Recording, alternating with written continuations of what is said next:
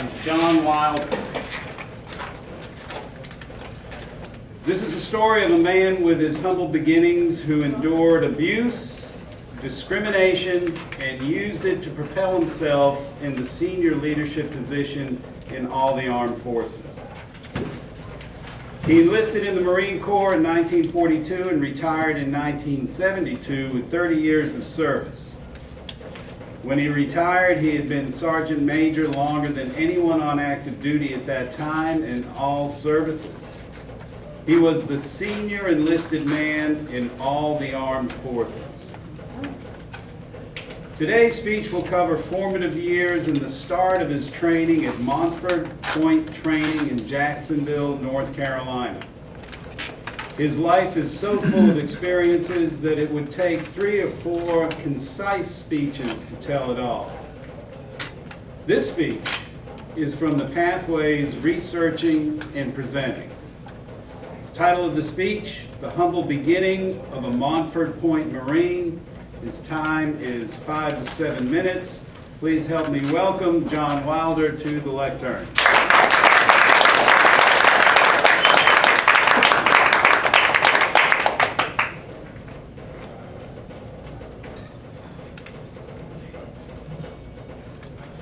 By a show of hands, how many of you know someone who had an humble beginning? Okay, then how many of you have come from a humble beginning? So I may be talking about you. But my speech today is on a guy named Edgar Allen Huff, who was born in Alabama and had a very humble beginning. At the age of 6, his father died, so his mother had to go to work doing piecemeal washing clothes for other people so she could make a living. She got sick when Edward, I say Ed, I mean for short, was 15 years old. So Ed had to drop out of school and go to work somewhere to help support his mother.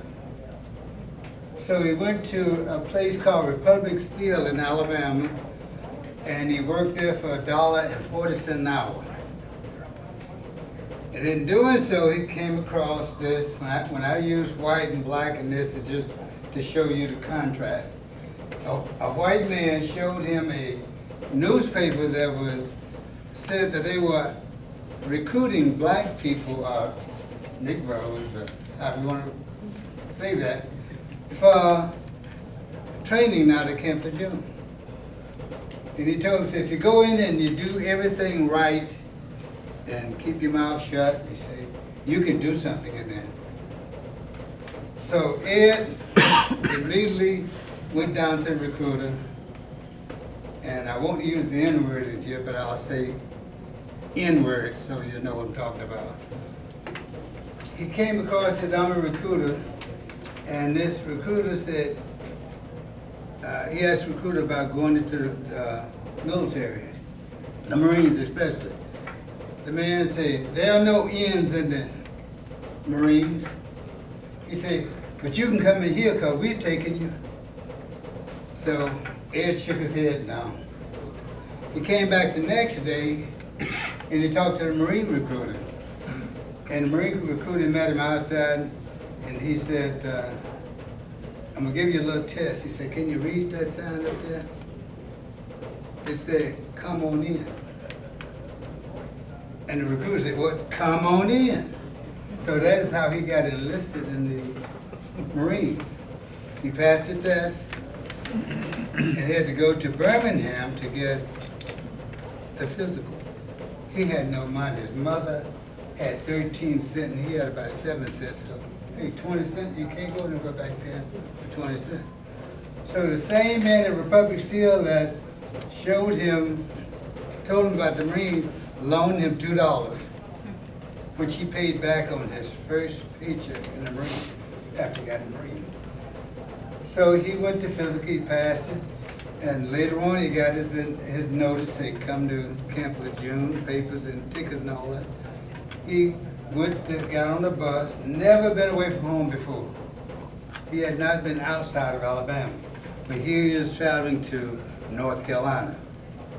So he get to North Carolina, they give him the old treatment like, you know, hey, get on here, get off the bus, get on the lines and do this and do that. So the first night there, Huff is crying because he's lonely, he's away from home. And he hears this sound about 9 o'clock going, doo, doo, doo. What they're doing, that was a rough interpretation of taps. Was he was hearing taps. And he asked, what's that noise? What's that noise? They told him what it was. So again, he was lonely, thinking about his mom. So the next thing that happened to him was he got out of training and his mama got sick. So he had an allotment going to her for $30. So he needed no money. 3 meals a day, had a place to sleep. What you gonna do with money? So he sent it all home to his mom. So when he got ready to go home, he didn't have any money. Now they had all of these black Marines in training, but they had a white officer over them called a captain, which is the third rank up in the officer's rank. So the captain gave him $15 to go home and see his mama. So he gets back to Atlanta, Georgia, and he gets off the bus, and outside are 2 MPs. The MPs stop him and say, boy, what are you doing in that Marine uniform? He said, I'm a Marine. No, you're not. We don't have any N's in the Marines. So a lot of people didn't know about Montford Point Marines when they first started up. So he said, I am a Marine. He said, you take off that uniform and you go to relief to get you some clothes, and you know, you don't wear the Marine uniform. So he insisted, so they threw him in jail. Now this is around Christmas time, his mom is sick. So he stayed in there, and a couple captains came in and to get some other drunks out, and he told them he was a Marine and he needed to get back, he needed to get out to go see his mom. Again, there are no Marines in the Marine Corps. So what he did, he waited, when I picked up trash, he stayed there for 3 days, picked up trash every day. And when finally some captain, a major came by, who he convinced to call Colonel Woods at Camp Lejeune at Montford Point to tell him about this Marine in jail.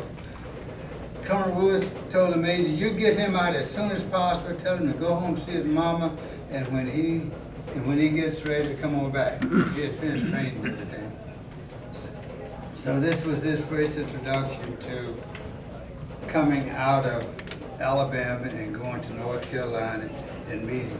He had a lot of adversities in the Marine Corps, but I won't get into those today.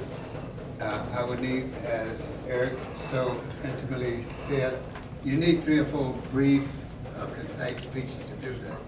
So you be tuned to my next speech, which is going to be the trials and tribulation of Edgar R and how he got to be the top Marine.